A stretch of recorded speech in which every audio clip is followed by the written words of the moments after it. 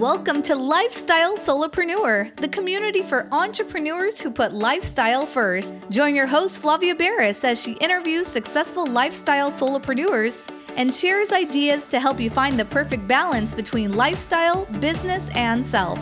Flavia is an attorney, marketing expert, and founder of several online academies. She's been featured in major media, including BBC World News, The Wall Street Journal, The New York Post, ESPN Television, and more. Join us for this episode of Lifestyle Solopreneur.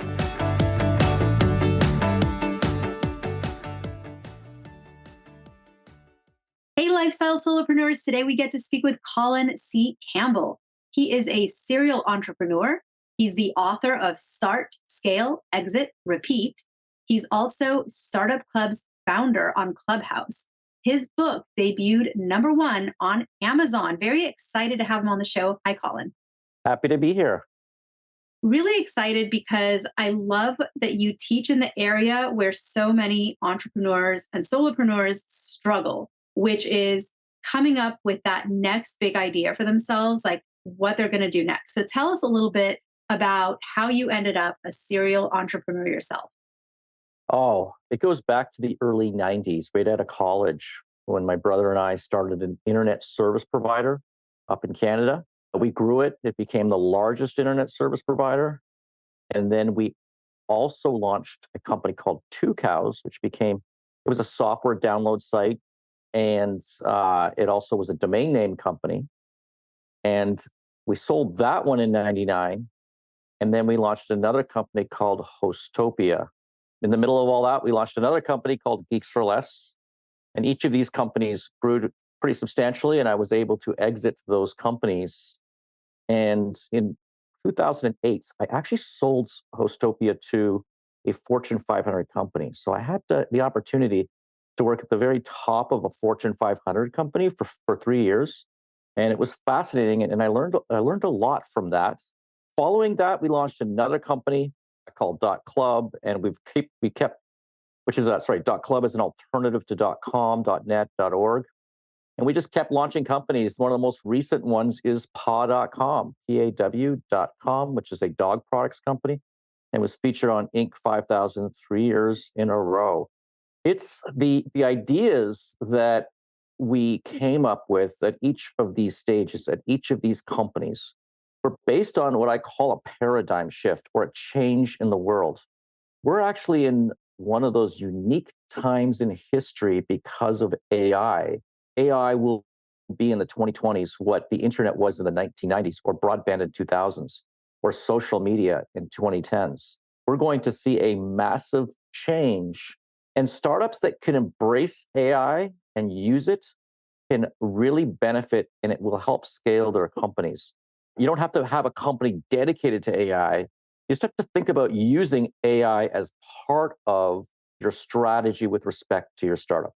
Now, I know I'm jumping around a lot here, but the one thing I wanted to really impart is that a lot of ideas that I've gotten over the years have been based on these paradigm shifts. And sometimes a regulatory shift as well. The government can change legislation. Then there's opportunity for the small businesses to get in and to actually build something before the larger companies enter the market. Larger companies tend to be risk averse. They don't want to come into the market. They would rather buy companies that have succeeded in markets that are exploding versus try to create a new startup right out of the gate. And that's typically been the case. I found that out by working for a Fortune 500 company. I mean, that's what I really learned, that they are risk averse. So I'm starting to see a pattern in sort of what you've done to date, which is you really do come up with great ideas and then launch them and then grow them, but then you hand them off, right? You sell them and you're no longer involved. Is this your passion then, starting new businesses, new ideas? Or where has your passion really focused and shifted? What is your big thing that you wake up every morning excited to do? And maybe it's being an author, because you've now written this book that's launched and is doing phenomenal. I love the title, by the way. Start, Scale, Exit, Repeat. I mean, it's like what you've done. It's your formula, right? And it's simple and it's the point.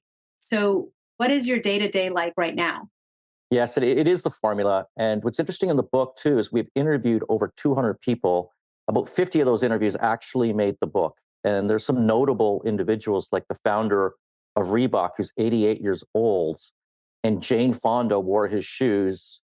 And he went from that point from 9 million to $900 million. So there's so many other experts in the book as well, and serial entrepreneurs and authors as well.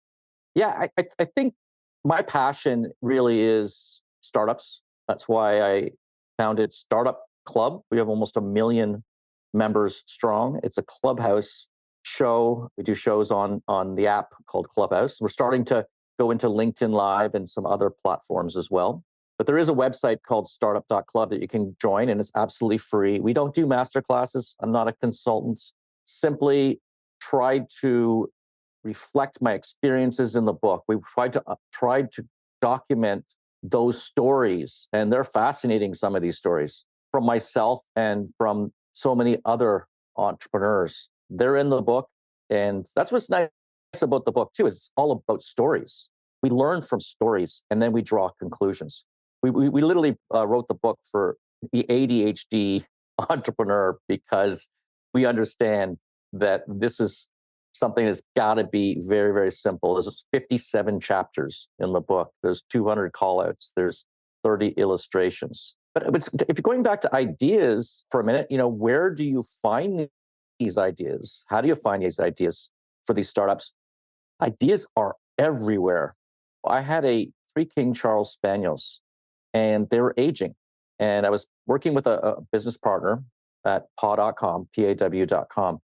And we wanted to make beds that were memory foam and very comfortable for the dog, but also design forward. So they look amazing in your house. They look like these high-end rugs, memory foam rugs, and the dogs love them. And that's sort of what gets me up every day, is thinking about products and things that my dogs will love. I love dogs are a passion of mine. And you brought something up that was, I think, very important here too, is that everyone who starts a business really does need to have a passion or a love for that business, because it's a roller coaster. There are a lot of ups and downs. And if you want to get yourself through those tough times, you really have to enjoy it. And there really should be a solid purpose behind your business. Not every business has to solve global warming, by the way. It'd be great if your business did help solve global warming, but I think every business has to have a purpose, a reason for existing. We have a business in our incubator that's a real estate business. We have 19 Airbnbs. And I used to hate traveling. I'm in a hotel room right now, a conference, and I got sick of hotel rooms. I like the cleanliness, I like the beds, but that's pretty much it. So my wife and I, we would travel, we'd go to vacation rentals, and we'd love that. But oh my gosh, the mattresses were horrible. The air conditioning wasn't working. The pots and pans were like, well, they're just renters anyway. They're going to destroy them. So we came up with the idea of running Airbnbs with a focus on hotel quality, but vacation rental experiences. So we have Westin Heavenly beds. We have Williams Sonoma cookware. We have all the best stuff in these Airbnbs. What's our purpose? Our purpose was because I know that when I go on vacation, I want to have a great experience. And I want others to have a great experience when they go to our Airbnb as well. And we have them in South Florida. That's an example of, you don't try to change the world, but you may have a passion for something because you've experienced it or you've seen it. One of the best ways to find an idea is to actually, and I tell this to my kids. My son just graduated from architecture and he was trying to launch a company, a business. I said, one of the best things you can do is get a job. Get a job in real estate or in the area that you love. And he loves the real estate sector. Just get a job and learn from it. You're getting paid to learn. And then you can begin to identify opportunities or bottlenecks in that industry, problems that might exist. And then when you see the opportunity, you can seize that opportunity, sometimes by moonlighting even, before you make a full leap or jump. So the ideas are everywhere. I do encourage you to look around for those ideas. And with AI coming out in the marketplace, you can begin to think how you can apply AI in your industry as well, and how that can be a game changer.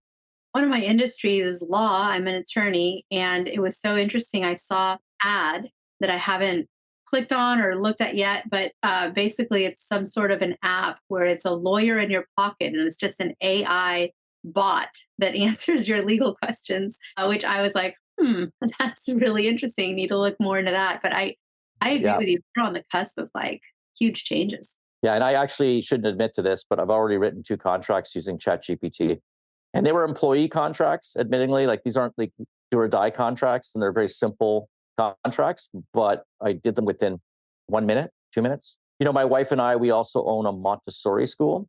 And I said to her, "You haven't updated your blog since March of 2021." And I said, I'll write you 8 articles right now. It's an AMI Montessori, a very particular type of Montessori school.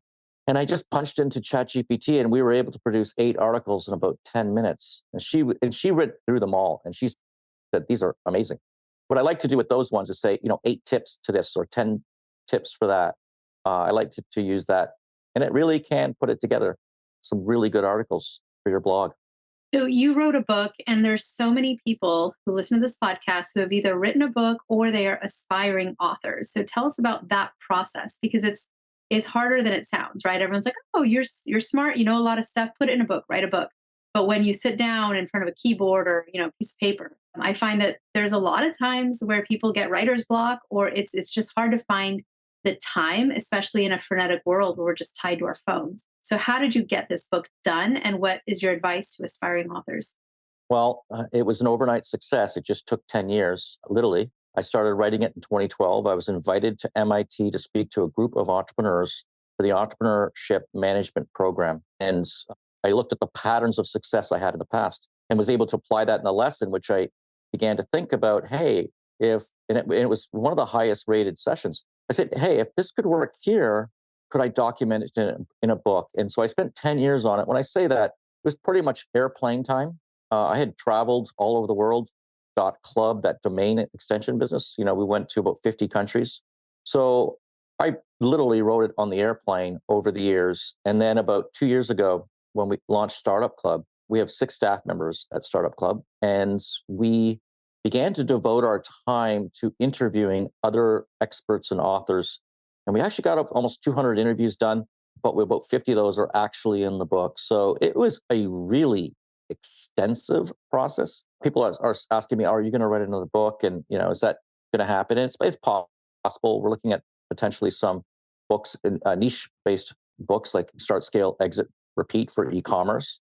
Hey, we could partner on this one. Start, Scale, Exit for the solo entrepreneur, right? And no, it's a long process, and it's a lot of work, and we put a lot of effort into launching this book. I'm glad we did it, but it was not, it's not a book that I'm doing to get speaking fees or be consultants or anything like that. It was simply sharing my experiences and the good, by the way, the good and the bad. There are a lot of failure stories in this book, some of my own failures, but also individuals who I interviewed. And it's often very tough to get people to talk about failures. But when you read those failures, you learn a lot from them. You really do understand what not to do in a business as well. And for everyone sitting right now at a job they don't enjoy, they're an employee for someone else's dream, someone else's vision. What would you say to them if they want to break free, start their own thing? What would you say as your advice if you were just having coffee with this person and they were like, I hate my job, I feel trapped, but I don't really see any options for me? What would you say? The first piece of advice I would give to someone is identify opportunities in the marketplace. And you can do that by finding the problems or bottlenecks in a particular industry. When you do that, once you get that idea, it's time to take it to action. Take some actions on it. Register the domain name. Go to the database on the internet. In the United States, it's called TESS, TESS. Search for the trademark database before you pick a name. And then after you've got your name, look at setting up a logo and a mini business plan. We have a 4 sticky note business plan. And this is something that I work with all of my students in the cohorts, and I do cohorts at universities. I work with them to develop a business plan in a half hour. This isn't the one you're going to present to your investors. This is a business, your own personal business plan. We call it the 4 sticky note business plan. We talk first about the story. What is it? What is the purpose? What is your potential X factor? Your age gate. What is a point in time when you can say, I will deliver X result, or else I'll pivot or kill it? And then you look at the second sticky note, you're going to talk about the people you need to get to that stage gate. The third is the money you need to get to that stage gate. And don't underestimate that, because 82% of all startup failures are because they don't have enough money to get to a certain point in time. Okay? It can be a great idea. You can have great people. You can have great systems, but if you don't have the money, then you're not going to make it to that certain point in time.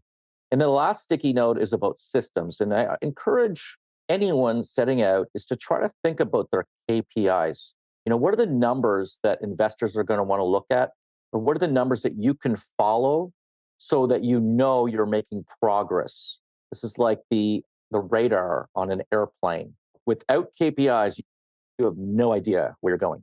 So you might have a KPI of cost of acquisition or lifetime value of a customer. And I go into detail in the book about all these kinds of things you can do once you get an idea, is taking them to action. What can you do to get this idea out of the gate? And I'll leave you with this last story. My friends and I were sitting in a dacha in Ukraine in 2006, and we had land in different locations, and we could never get a darn taxi. So we said, why don't we create a company called My Yellow Button? You press the yellow button and you can watch the taxi come to you. It'll pick you up and take you to your location.